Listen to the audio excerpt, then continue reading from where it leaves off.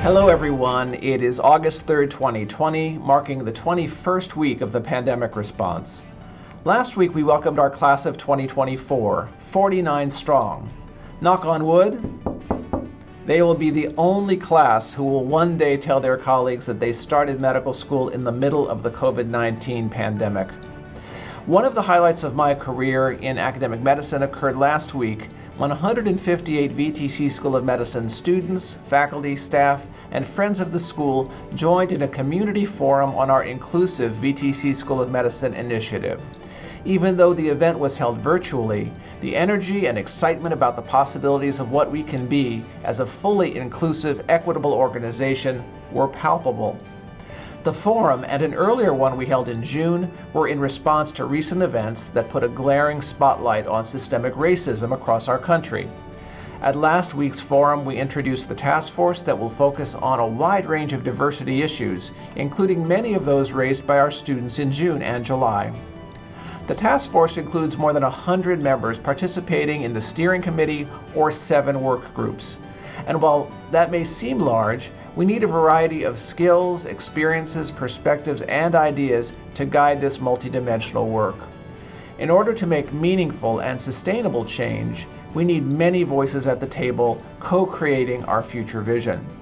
We invite you to visit our newly designed diversity page at medicine.vtc.vt.edu/diversity. Here you will find a link for more information about the inclusive VTC School of Medicine Task Force, including a link to last week's forum. Today we will hear from the 3 co-chairs of the task force: Patricia Wooten, Human Resources Manager, Michael Jeremiah, Department Chair of Family and Community Medicine, and Fidel Valea, Department Chair of Obstetrics and Gynecology. These 3 leaders will share their vision about this initiative and what excites them about this effort we are undertaking. Greetings, VTCSOM. This is Patricia Wooten, the HR manager for the school, and as one of the co-chairs of the inclusive VTCSOM task force, I wanted to just send a short message with a few key points following Tuesday evening's community conversations. I was left energized, ready to tackle the work ahead of us, and I hope you were as well following that session. I'm also very impressed by the work that's already been done up until this point by the dean, by our leadership team, by our diversity and inclusion team to get us here. The foundation that's been set, I think, is phenomenal, and we're just going to continue that work and be part of something really big and really great here. As I mentioned Tuesday evening, my more than 15-year career in human resources spans various industries, but most recently, the last 7 years, prior to joining the School of Medicine, I was an HR leader for various hospital systems up and down the East Coast for the competitor. But I'm super happy to be in the role that I am today, and hopefully that experience that I have, not only personally but professionally, dealing with hospital operations at a very high level, will help us as we tackle some of the items that were shared Tuesday evening. Most people, one of the things that really excites me about this task force is the vast number of folks that we have appointed to the task force. Most people, when they think of over 100 individuals being on a task force and trying to come together towards one common goal, would say that's too many. I actually think the opposite. I think instead, what really happens is you bring a vast number of individuals with experiences, skills, ideas to the table versus having just one voice. And so I actually think that over 100 number is going to benefit us greatly and sort of set us apart in the work that we're getting ready to do and make this hugely successful. So that's a huge excitement for me, and I look forward to working with every single one of you in this capacity. I'm thrilled by the journey that we're embarking on.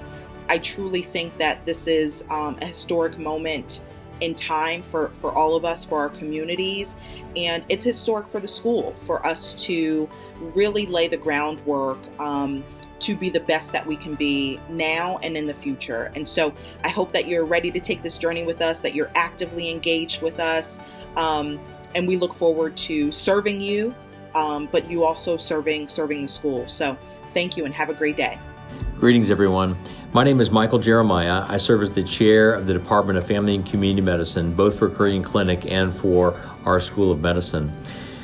I want to thank Dean Learman for giving me the opportunity to work with the incredible colleagues I have in Patricia Wooten and Dr. Fidel Valea. This is such important work that we're going to be doing as a task force, and I am excited to be a part of it.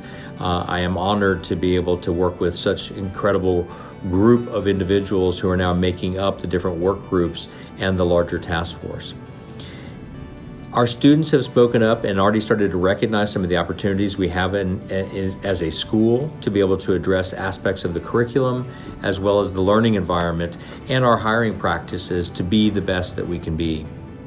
I've done work in population health for Korean Clinic, and I've recognized in that work that you cannot improve the health of a community or of a population without addressing some of these aspects of equity and aspects of inclusiveness, because they become critical barriers for many of our patients in terms of reaching their optimal health outcomes. The same is true in the learning environment. We have to recognize these barriers where they exist and either eliminate them or find ways around them to be able to optimize the learning for our students to become the best physicians that they can be. This is personal for me too. My wife and I have two wonderful children, and they are internationally adopted, and they have experienced discrimination and aspects of these challenges that many parts of our society experience every day. We've done our best to be able to help them to navigate through many of those challenges, and we've learned so much from them. And I hope to be able to carry over some of that learning as I work with all of the members of the task force. Thank you again for this opportunity. We're very excited about what we can accomplish together and looking forward to getting started here right away. Thanks so much. Hello, my name is Fidel Valea, and I serve as the chair of Obstetrics and Gynecology at the Virginia Tech Carilion School of Medicine. And I was recently appointed co-chair of the Virginia Tech Carilion School of Medicine Task Force on Diversity, Equity, and Inclusion. When Dean Learman first asked me to serve as co-chair of this committee, my initial response was, yes, absolutely. You might wonder why such a strong feeling. As an immigrant from Cuba, I came to the United States at age 1, and my family and I lived in a single-family apartment in the Bronx with 2 other families. I can tell you that we all experienced discrimination firsthand. I heard about it from my parents at work. I experienced it at school. We even experienced it in the community. I was fortunate to have very resilient parents that taught me the importance and values of equity and justice for all, regardless of the color of their skin, their country of origin, the languages they speak, or their personal preferences. I can tell you that in my household, racism of any form was just not tolerated. My dad used to say, "That's why we came to America," in his broken English. So no surprise then that diversity, equity, inclusion is actually a calling of mine. It's personal for me. A close friend of mine is the Chief Diversity Officer for the whole University of South Florida system. And I asked him point blank, "Haywood, what can I do?" His answer to me was, "Don't be silent. Speak up. Be heard. Now more than ever, don't be silent." These words resonated with me, but I still had the question of how. How can I do this? So when the dean asked me to serve on this committee, I realized this was my how. This was my opportunity to serve, speak up, and affect change. My next question of the dean was all about resources. After the July 28th kickoff, where he described in detail the plans, resources, and various committee and subcommittee members that he has assembled, it was obvious to me that this is a great opportunity to make a change. The time is right. By involving the community at large in this endeavor, our change can permeate throughout Virginia Tech Carilion health system, and into the community. My fellow co-chairs Patricia Wooten and Michael Jeremiah bring a wealth of experience, knowledge, and energy to this group. I think I can speak for all 3 of us when I say that we're excited to lead this change. Throughout my professional life, I've been involved with recruitment at all levels, and I tell folks that I'm recruiting that diversity doesn't just happen, that you actually have to make it happen. But let me be clear, diversity alone is not enough. We have to achieve equity and inclusion. Both of these require a culture change, a new state of mind, a new way of life. That is our goal. Together, as a community, we can overcome these obstacles, accomplish our goals, and be a role model for other communities. This is our opportunity to speak up and be heard. Thank you for the opportunity to express my thoughts and serve on the Virginia Tech Carilion School of Medicine Committee on Diversity, Equity, and Inclusion Task Force. Thank you, Patricia and Doctors Jeremiah and Valea. We are in very capable hands with your leadership in this effort. Inclusive VTC School of Medicine is the leading edge of our strategic planning process occurring this academic year. The task force has been asked to submit a report to me by December 2020 or in early 2021 if there are delays related to the pandemic. You'll be hearing and reading more about Inclusive VTC School of Medicine in the months ahead, as each working group is charged with developing deliberate, measurable action steps that advance our equity and inclusion goals. Until next week, stay safe and well.